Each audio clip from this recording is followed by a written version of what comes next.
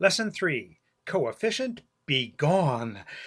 Well, sometimes we have an equation that looks like this. We have a coefficient of a variable, 3 times x. 3x is equal to 12. I hope you could just guess that the value that x is 4, because 3 times 4 is 12.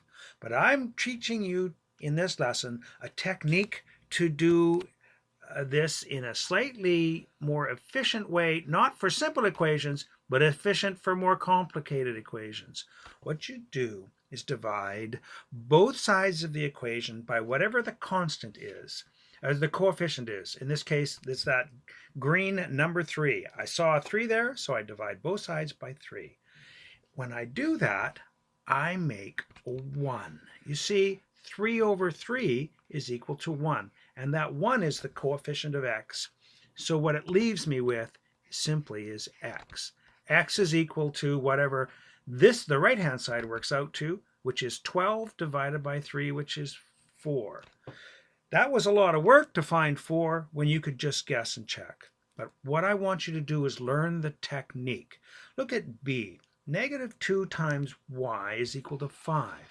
Well, the coefficient of y is negative 2.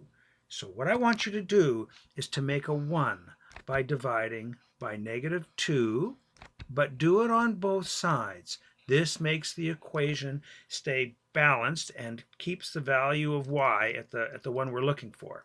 Negative 2 divided by 2 is 1.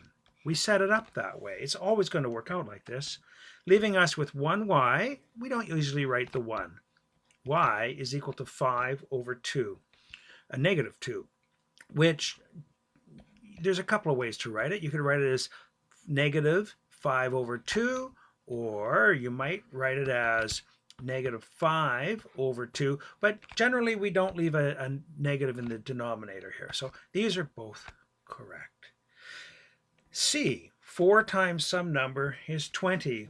Well, that looks a little easier to me than the previous one. 4 is the coefficient. The answer is going to be 5 because 4 times 5 is 20.